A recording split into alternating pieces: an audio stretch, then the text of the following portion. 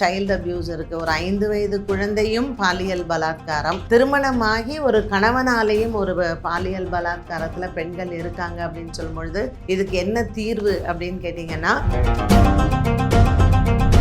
Rithanya case எடுத்துக்கலாம். என்ன நடந்தது அப்படிங்கிறது யாருக்குமே தெரியாது. அந்த பொண்ணு செத்து போனதுக்கு அப்புறம் தான் அவ கொடுத்த ஆடியோ மெசேஜ்ல தான் நமக்கு சில விவரங்கள் தெரியுதே தவிர, ரித்தன்யாவோட அப்பா அம்மா என்ன பேசினாங்க, ரித்தன்யாவுடைய அந்த அழுகை குரல் இன்னைக்கு நான் நினைக்கிறேன் எல்லாருக்குமே அது காதுல ரீங்கரிச்சுக்கிட்டே இருக்கும்.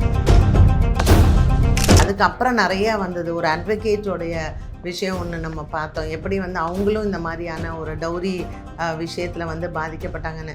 தைரியம் அப்படிங்கிறது ஒரு ப்ரொஃபஷனில், அதுவும் அட்வொகேட்ஸ்லாம் எவ்வளோ தைரியமானவங்க, எப்படி மற்றவங்களுக்காக வாதாடி பேசுகிறவங்க, அவங்க லைஃப்பில் எப்படி இப்படி ஒரு முடிவு எடுத்தாங்க அந்த பெண் அப்படிங்கிறது தெரியல. எத்தனை பெண்கள் சம்பாதிச்சு அவங்க காசை புருஷன் வேலைக்கே போகாமல் வீட்டில் உட்காந்துக்கிட்டு தண்ணியை போட்டுக்கிட்டு பொண்டாட்டி சம்பாதியத்தில் பொண்டாட்டி வேலைக்கு போயிட்டு அதில் அவ்வளோ சந்தேகம் வேறப்படுவாங்க. இப்படிப்பட்ட டார்ச்சர் இன்னைக்கு வரைக்கும் நிறைய படித்த பெண்கள் அனுபவிச்சுக்கிட்டு தான் இருக்காங்க. ஸோ இதெல்லாம் எப்படி மாறும் அப்படின்னு கேட்டிங்கன்னா எல்லாமே ஒரே நாளில் மாறாது.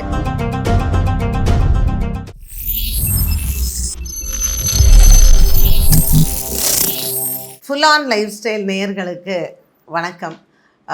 இந்த சேனலில் நீங்கள் பார்த்துட்ருக்கிற எல்லாருக்கும் இந்த சேனலை சப்ஸ்கிரைப் பண்ணுங்கள் அண்ட் சேனலை நிறைய பேருக்கு ஷேர் பண்ணுங்கள் அண்ட் கண்டென்ட்ஸ் நல்லா இருந்துச்சுன்னா லைக்கும் பண்ணுங்கள்.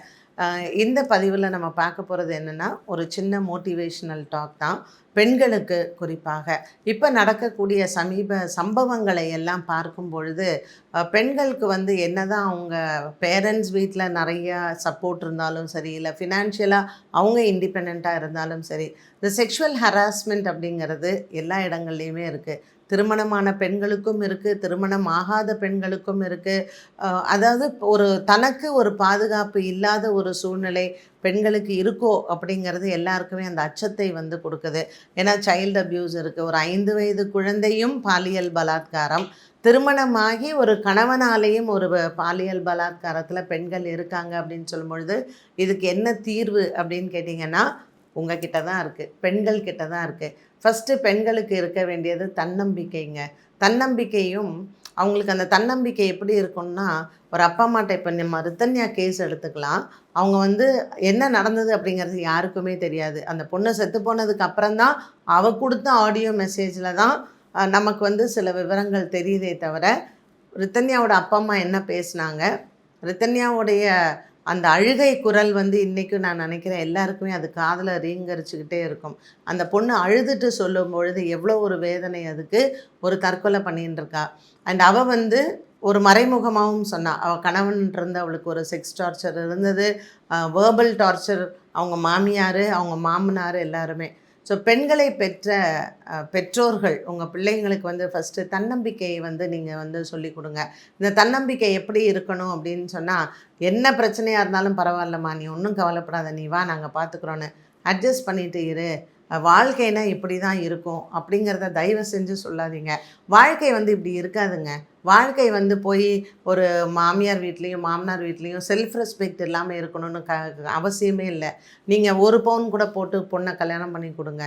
நீங்கள் டௌரியே நம்ம கொடுக்கல, ஒரு கஷ்டப்பட்டு அந்த பெண் அவள் சம்பாத்தியத்தில் தான் இருக்கா. ஒரு சுயமரியாதை அப்படிங்கிறது எல்லா பெண்களுக்குமே இருக்குது. ஒரு சுயமரியாதை இல்லாத ஒரு பொண்ணு வாழறா அப்படின்னா அதுக்கு அர்த்தமே கிடையாது. பெற்றோர்கள் வீட்லேயும் சரி, திருமணம் ஆகி அவங்க மாமியார் வீட்டுக்கு போகனாலும் சரி, பெண்கள் உங்களுக்கு சுயமரியாதை ரொம்ப முக்கியம். நீங்கள் வேலை செய்கிற இடத்துலையா இருக்கட்டும், நீங்கள் உங்கள் அப்பா வீட்லையா இருக்கட்டும், அம்மா வீட்டில், இல்லை உங்கள் மாமியார் வீட்டில் உங்களுக்கு சுயமரியாதை இல்லை அப்படின்னு சொன்னால் உங்கள் குரல் எழுப்புறதுல தப்பே கிடையாது. உங்களுக்கு ஒரு தன்னம்பிக்கை எப்போ தெரியுங்களா வரும்? உங்கள் கையில் நீங்கள் ஃபினான்ஷியலாக இண்டிபெண்ட்டாக இருக்கும் பொழுது. நான் சம்பாதிக்கிறேன், என் கையில் பணம் இருக்குன்னு.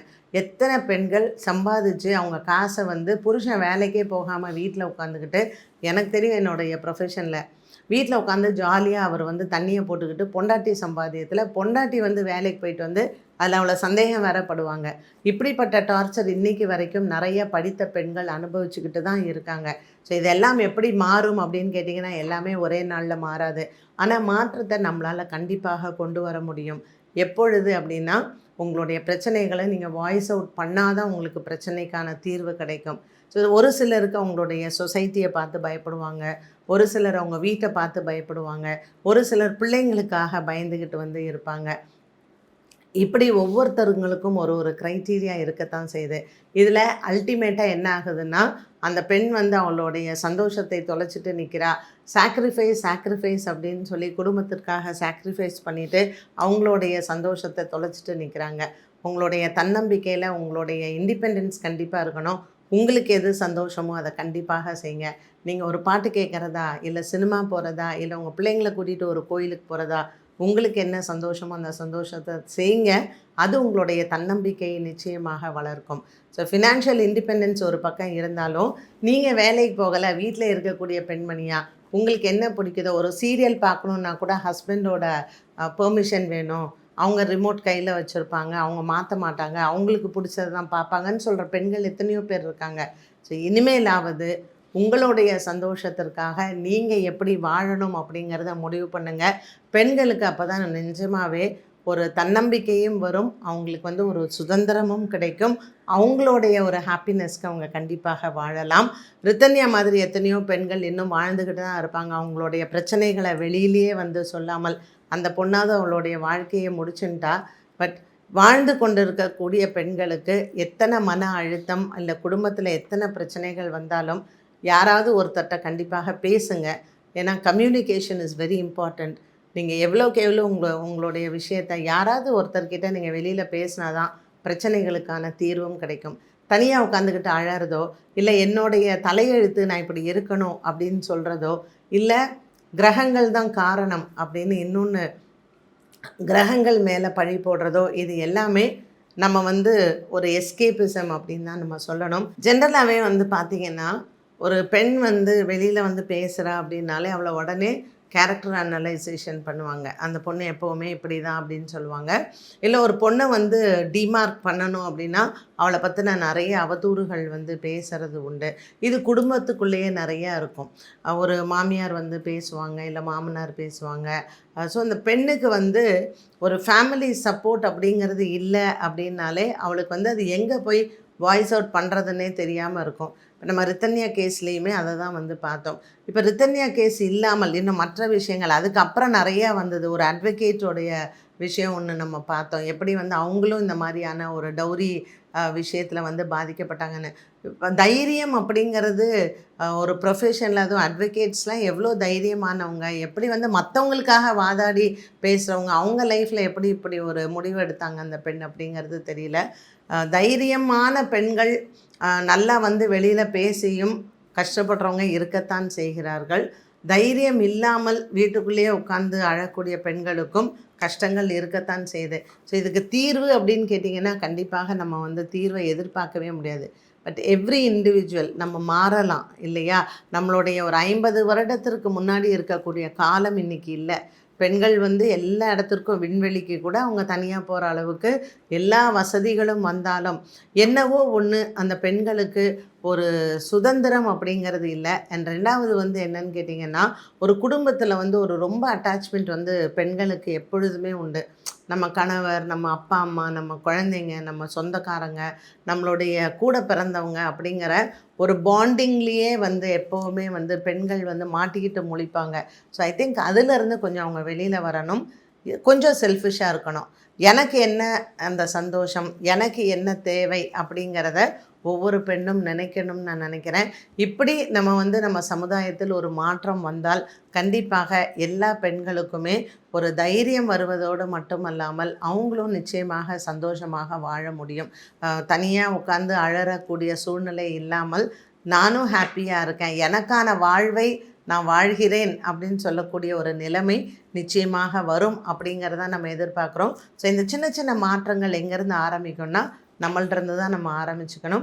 இன்றைக்கி இருக்கக்கூடிய இந்த ஜென்ரேஷன் வந்து நிறையா தைரியமாக இருக்காங்க. நிறைய பெற்றவங்களுக்கு சொல்லி கொடுக்குறாங்க. பொம்பளை பசங்களும் சரி, ஆம்பளை பசங்களும் சரி. அண்ட் நிறைய புரிதல்கள் வந்து இருக்குது. அண்ட் இப்போ கல்யாணம் பண்ணுற இந்த ஜெனரேஷன் பெண்களுக்கான ஒரு மரியாதை கொடுத்து, அவங்களுக்கான ஸ்பேஸ் கொடுத்து, பெண்களுக்கு என்ன தேவை அப்படிங்கிறத தெரிஞ்சுக்கிட்டு வாழ்ந்தால் I think marital life will be more happy. And sex மட்டுமே லைஃப் இல்லை, அதை அப்பால்பட்டு ஒரு புரிதல் அப்படிங்கிறது இருக்குது. ஸோ மென்டலி நீங்கள் வந்து புரிஞ்சுக்கிட்டால் தான் ஃபிசிக்கலி உங்களுக்கு ஒரு அண்டர்ஸ்டாண்டிங்கும் இருக்கும். ஒரு நல்ல தாம்பத்தியம் இருக்கணும் அப்படின்னா ஒரு நல்ல புரிதல் கண்டிப்பாக இருக்க வேண்டும். அது ஒரு ஆண் பெண்ணை புரிந்து கொள்வதும் பெண் ஆணை புரிந்து கொள்வதும் ரொம்ப ரொம்ப முக்கியமான ஒன்று. இந்த புரிதல் பற்றின விஷயங்களையும் பெண்ணை பெற்றவர்களும் சரி ஆணை பெற்றவர்களும் சரி பெற்றவர்களுக்கு உண்டான பொறுப்பு அதிகமாகவே இருக்குது. உங்கள் பிள்ளைங்களுக்கு திருமணம் பண்ணுறதுக்கு முன்னாடி நிறைய அவங்கள எப்படி புரிஞ்சுக்கணுங்கிறத சொல்லி கொடுங்க. பணத்துக்காகவோ இல்லை டௌரி பெண்ணு வீட்டிலேருந்து நிறைய பணம் வரும் கார் வரும்னு நினச்சி உங்கள் பசங்களுக்கு நீங்கள் தயவு செஞ்சு கல்யாணம் பண்ணாதீங்க. ஒரு ஆணும் பெண்ணும் கல்யாணம் பண்ணிக்கிறாங்கன்னா அவங்க வாழ்க்கையை சந்தோஷமாக வாழ்வதற்கு தான். ஸோ இந்த கருத்தோடு இன்றைக்கி நான் வந்து உங்கள்கிட்ட விடை பெறுகிறேன். மீண்டும் அடுத்த பதிவில் சந்திக்கும் வரை நன்றி, வணக்கம்.